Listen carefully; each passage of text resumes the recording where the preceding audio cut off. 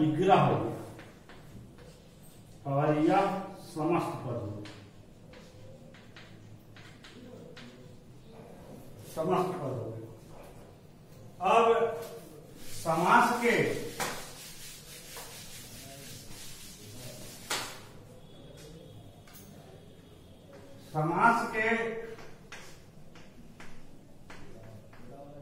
मुख्यतः 6 भेद होते हैं।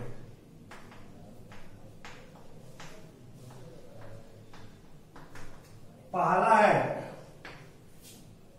बुक में पढ़ना है आपके पाठ्य पुस्तक में, तत्पुरुष समास। संस्कृत में इसकी परिभाषा दी जाती है, उत्तर पद प्रधानो तत्पुरुषा समास। जिस समास का उत्तर पद में बाद वाला पद प्रधान हो उसे हम तत्पुरुष समास कहते हैं। तत्पुरुष समास के 2 भेद होते हैं। पहला है समानाधिकरण तत्पुरुष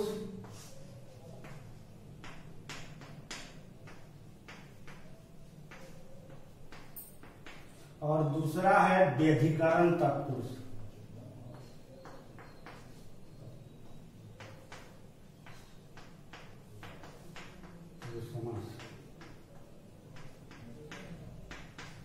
और समानाधिकरण, समान जोड़ अधिकरण बराबर समानाधिकरण। इसमें दीर्घ संधि है, और जोड़ और के मिलने से समान आ हो जाता है।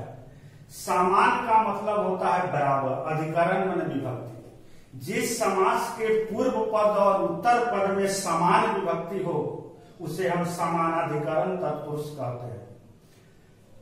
व्यधिकरण शब्द बी जोड़ अधिकरण के मिलने से व्यधिकरण शब्द बनता है। यह यन संधि का उदाहरण है, क्योंकि हर्ष ही आधा य में बदल जाता है। देखें कैसे बदलता है। अब पूर्व पद में से हर्ष को हम निकालते हैं, तो हर्ष इको यंची सूत्र के अनुसार आधा य में बदलता है, और उसके बाद अधिकरण शब्द है यहाँ। अब यह अ आकर इस हलंत को पूरा कर देता है, तो यह हमारा पूरा हो जाता है। वह हलंत है तो वह आधा हो जाएगा, इसको हम जोड़ देंगे तो यह व्यधिकरण बन जाएगा। जिस समास के पूर्व पद और उत्तर पद में अलग अलग विभक्ति हो उसको हम व्यधिकरण तत्पुरुष समास कहते हैं। लेकिन यह हिंदी व्याकरण में स्पष्ट नहीं होता कि कहाँ समान विभक्ति है और कहाँ असमान विभक्ति है। इसके लिए संस्कृत समास को पढ़ना होगा। जैसे संस्कृत में कृष्ण सर्प है। अब कृष्ण सर्प जो समस्त पद है, इसका जब हम विग्रह करेंगे, विग्रह का दूसरा नाम व्यास भी होता है, तो इसका जब हम विग्रह करेंगे तो विग्रह होगा कृष्ण सर्प। अब देखिए यहाँ प्रथम पुरुष है, एक वचन है, तो उत्तर पद भी एक वचन है। पुल्लिंग है तो उत्तर पद भी पुल्लिंग है। तो यहाँ मतलब कहने का मतलब है कि पूर्व पद में जो विभक्ति है वही उत्तर पद में भी विभक्ति है, तो यह समान हो गया। अब दूसरा इसको उदाहरण देखें, नील कमलम, तो विग्रह हो जाएगा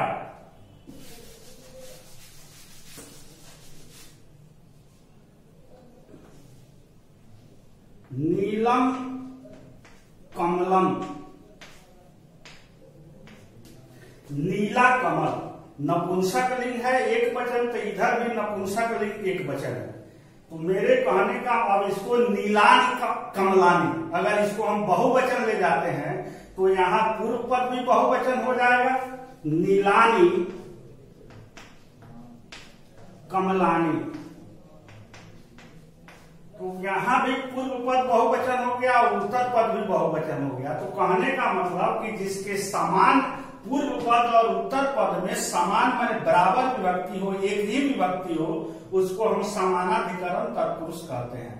यह संस्कृत ग्रामर से क्लियर होगा, हिंदी ग्रामर से नहीं होगा, क्योंकि समास संस्कृत का है, हिंदी में संस्कृत से लिया गया है। और यहाँ आचार्यों ने बताया कि जब विग्रह में अंतर आवे तो संस्कृत के विग्रह की मान्यता होगी, हिंदी के विग्रह की मान्यता नहीं होगी। जैसे एक उदाहरण के द्वारा हम समझ सकते हैं कि एक शब्द है कूपपति शब्द है। तो पूर्व के कक्षा में हम लोगों के गुरुजी पढ़ाते आए कि इसको कुएं में गिरा हुआ। तो यहाँ संस्कृत के व्याकरणाचार्यों ने कहा कि नहीं, यह विग्रह गलत है, क्योंकि कूपम पतितम माने कुएं को गिरा हुआ। तो यहाँ विग्रह में अंतर हो जा रहा है। संस्कृत में कह रहा है कि द्वितीय तत्पुरुष समास, लेकिन हिंदी में हम लोग आज तक पढ़ाते आए हैं कि कुएं में गिरा हुआ, लेकिन संस्कृत कहता है कि नहीं, कुएं को गिरा हुआ। तो विग्रह में अंतर आ रहा है, टकराव हो रहा है। तो इसलिए विग्रह में जब अंतर होगा तो समास हिंदी का अपना नहीं है, इसलिए संस्कृत के विग्रह की मान्यता होगी, हिंदी के विग्रह की मान्यता नहीं होगी। जैसे एक दूसरा उदाहरण से हम समझ सकते हैं, शाहजहां। अब हम लोगों के गुरुजी भी पढ़ाते आए, शाह माने मालिक, जहां माने संसार। अब इसका जब विग्रह करते हैं तो उत्तर पद को हम ले रहे हैं पहले, संसार का मालिक, लेकिन यहाँ नियम के अनुसार शाह पहले है, तो इधर से विग्रह होना चाहिए। तो यहाँ टकराव है। तो यहाँ संस्कृत के आचार्य ने कहा कि मयूर व्यंजक समास एक होता है, मयूर व्यंजक समास, क्योंकि मोर का भोजन सर्प होता है। सर्प को जब मोर खाता है तो वह पूंछ की तरफ से खाता है, सिर की तरफ से नहीं खाता है, आहार बनाता है। तो इसलिए मयूर व्यंजक समास में जब पीछे से सर्प को खाता है तो इस तरह इसका विग्रह उत्तर पद से हो रहा है, बाद वाले पद से हो रहा है, संसार का मालिक, इसलिए इसको मयूर व्यंजक समास में जाना चाहिए। लेकिन पूर्व के क्लासों में हम लोगों के गुरुजी इसको षष्ठी तत्पुरुष, संसार का मालिक षष्ठी तत्पुरुष में पढ़ाते चले आए हैं संबंध कारक में। तो यह है, तो इसलिए कहा जाता है कि जहाँ हिंदी और संस्कृत के विग्रह में टकराहट हो तो संस्कृत के विग्रह की मान्यता होती है, हिंदी के विग्रह की मान्यता नहीं होती है। इसलिए इसको मैंने स्पष्ट कर दिया। अब है सिलेबस में पढ़ना है व्यधिकरण तत्पुरुष में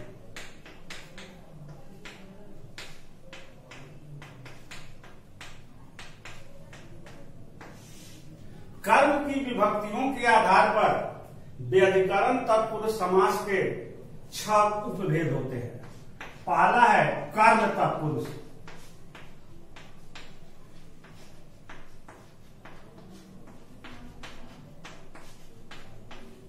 कर्म तत्पुरुष समास, जिसको संस्कृत में द्वितीय तत्पुरुष समास कहा जाता है। अब कर्म तत्पुरुष समास में जिस समास समस्त पद में पूर्व पद में को विभक्ति हो और समास की क्रिया होने पर को विभक्ति का लोप हो जाए उसे कर्म तत्पुरुष समास कहते हैं। अब इसमें थोड़ा हम उदाहरण से समझने का प्रयास करें। जैसे समस्त पद है, उसके बाद यहाँ विग्रह है। अब जैसे सुख प्राप्त है, अब हिंदी में विग्रह हो जाएगा सुख को प्राप्त, लेकिन यहाँ व्यधिकरण तत्पुरुष समास में कहा जाता है कि पूर्व पद में अलग विभक्ति हो और उत्तर पद में अलग विभक्ति हो, तो यह क्लियर नहीं होता है। को विभक्ति यहाँ क्लियर कर्म कारक का बता रहा है, लेकिन इसको हम संस्कृत व्याकरण के आधार पर देखेंगे तो यह अधिक समझ में आएगा। इसका जब विग्रह हम संस्कृत में करेंगे तो सुखम प्राप्त। अब सुखम द्वितीय एक वचन का रूप है, सुख नपुंसक लिंग है, तो प्रथम में होता है कि सुखम, सुखे, सुखानी, सुखम, और द्वितीय है तो यह हो गया द्वितीय एक वचन, और यह हो जाएगा प्रथमा एक वचन। अब यह हो जाएगा नपुंसकलिंग एक वचन, यह हो जाएगा पुल्लिंग एक वचन। तो पूर्व पद और उत्तर पद में अलग अलग विभक्ति है, इसलिए यह कर्म तत्पुरुष समास है। व्यधिकरण तत्पुरुष के डिफिनेशन के अनुसार जिसके पूर्व पद में और उत्तर पद में अलग अलग विभक्ति हो उसको हम व्यधिकरण तत्पुरुष, और कर्म तत्पुरुष में समस्त पद में सुख प्राप्त, सुख को प्राप्त। कुछ उदाहरण देखें, दुख प्राप्त, दुख को प्राप्त,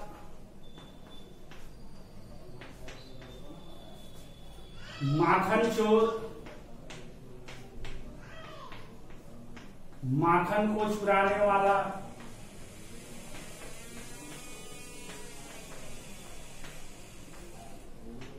गगन चुंबी,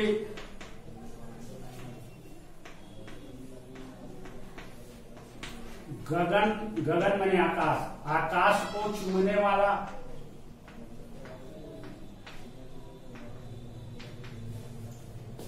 गिरह कट, गिरह को काटने वाला, कठफोड़वा, काठ को फोड़ने वाला।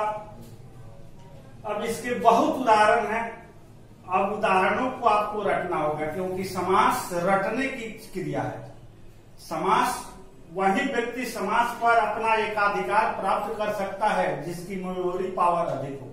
इसलिए व्याकरण हमेशा नीरस होता है, और कहा भी गया है कि अगर आपके जीवन में निराशा ही आ जाए तो वह निराशा आपको चैन से रहने नहीं देगी। इसलिए आप जहां भी रहें आपके अंदर जोश, उमंग, उत्साह, उस विषय के प्रति रुचि होनी चाहिए। कहा भी गया है किस काम का वह दरिया जिसमें नहीं रवानी, गर्मजोश ही नहीं तो किस काम की जवानी। इसलिए अगले क्लास में हम लोग कर्म तत्पुरुष समास को पढ़ने का प्रयास करें।